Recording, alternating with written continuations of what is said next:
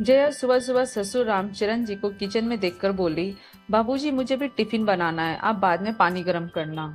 वे बोले, अच्छा बेटा, तू अपने बाथरूम से ही गर्म पानी लाकर दे दे।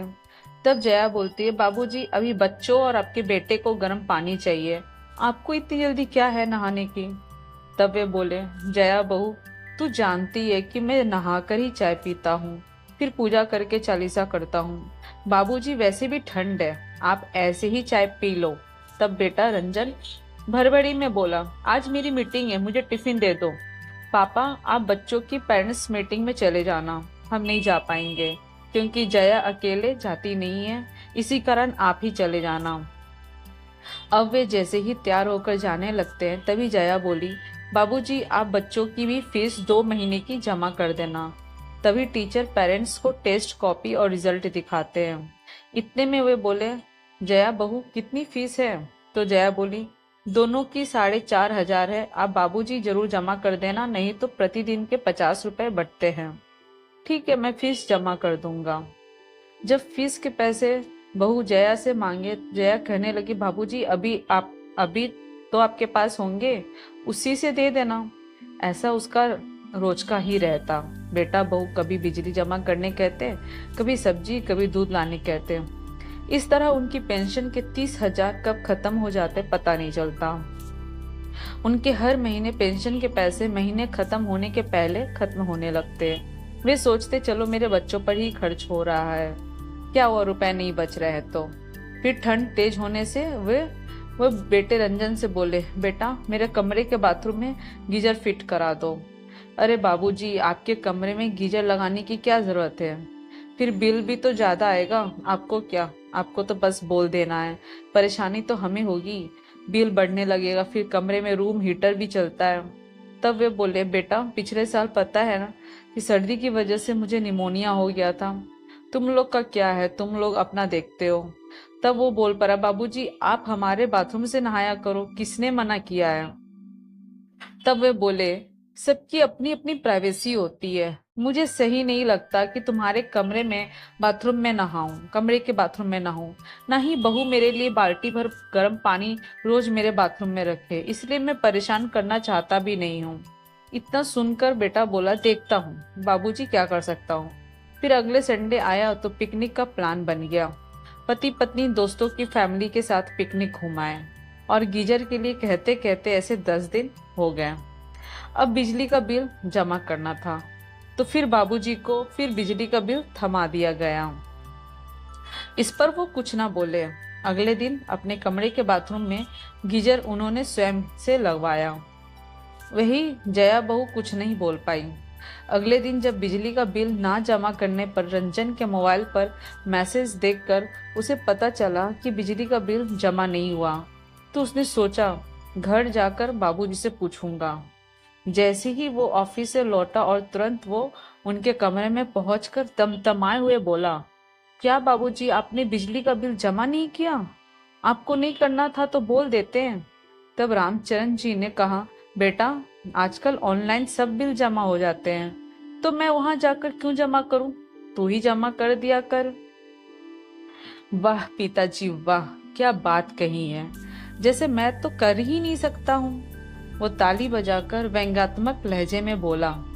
तब जया बहू भी आ गई, वो भी बोलने लगी, क्या बिल जमा नहीं हुआ, बिल जमा करने की कल आखिरी तारीख थी, अब देखना लेट करने पर एक्स्ट्रा पैसे लगेंगे, वो अलग।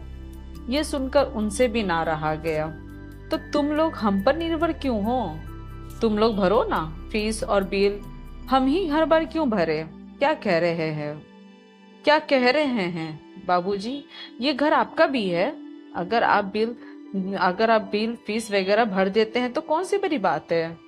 तो फिर वो बोले, बेटा ये सोचकर ही इतने समय से सब करते आ रहा हूँ, एक बार नहीं भरा तो तुम इतना सुना रहे हो, मैं क्या मैं क्या क्या करूं, कभी सब्जी, कभी फल, कभी ये कभी वो, ये सब करते करते मेरे हाथ में कुछ नहीं बचता, मेरी पेंशन तक नहीं बचती। इमरजेंसी के लिए बचत जरूरी है, हाँ मैंने गीजर लगवाया है ताकि मुझे परेशान ना होना पड़े।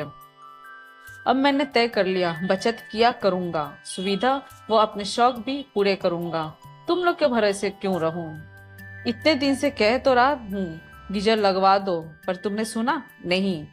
क्या तुमने मेरे बारे में सोचा? क्या मैं मोहताज बना रहूं? नहीं ना। क्या बाबूजी, आपको ये सब करना अच्छा लगता है? कल के दिन बच्चे ऐसा देखेंगे तो क्या सीखेंगे, ये आपने सोचा? रंजन बोल पड़ा ये सारी बातें। वाह बेटा वाह, अपनी करनी पर ना सोचा कि बच्चे देखेंगे तो क्या सोचेंगे। तभी जया कहती है, बाबूजी इसलिए आपने बिल ना भरकर हम अपने लिए गीजर लगवा लिया। तब वे बोले, हाँ जया बहू, जो किया अपने लिए किया। तुम लोग स्वार्थी हो सकते हो तो मैं क्यों नहीं? तुम लोग को पिता का बुढ़ापा दिखाई देता नहीं तो क्या करे? तुम्हारे पिता तुम्हारे आगे मोहताज बने रहे, बस अब और नहीं। तो सवाल करते हुए रंजन बोला, बाबूजी क्या आप अपनी पेंशन के पैसों को खर्च नहीं करेंगे? तब वे बोले, बेटा तुम लोग तो हो, तुम अच्छा खासा कमा रहे हो, फिर मेरी क्या जरूरत है? घर खर्च तुम संभालो। इतना सुनकर रंजन बोला, क्या मैं ही फर्ज निभाऊं और आप मजे करें? तो वे बोले, बेटा जब कोई मजबूरियां ना समझे तो घी निकालने के लिए उंगली टेढ़ी ही करनी पड़ती है। वही किया है। इतने दिन से क्या हो रहा था? यही ना।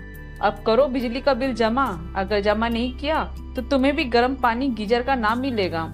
इतना सुनते ही रंजन ने बिना देर किए ही ऑनलाइन ही बिजली का बिल भरा। उसे भी एहसास हुआ कि वो कहीं ना कहीं गलत ही था। अब उसने हिसाब लगाया तो समझ आया ये घर तो बाबूजी के पैसे से ही चल रहा है। बाबूजी तो कितना कुछ खर्च करते आए हैं।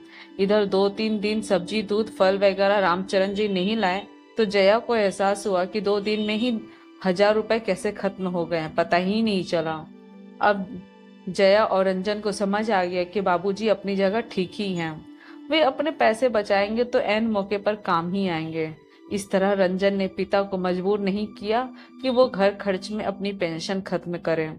अब रंजन ऑनलाइन ही फीस जमा करता। जब भी बाबूजी को लाने कुछ कहता तो जया से कहता, बाबूजी को पैसे दे दिया करना, हमें उनकी पेंशन से क्या लेना देना, जितना देना होगा वो स्वयं देंगे।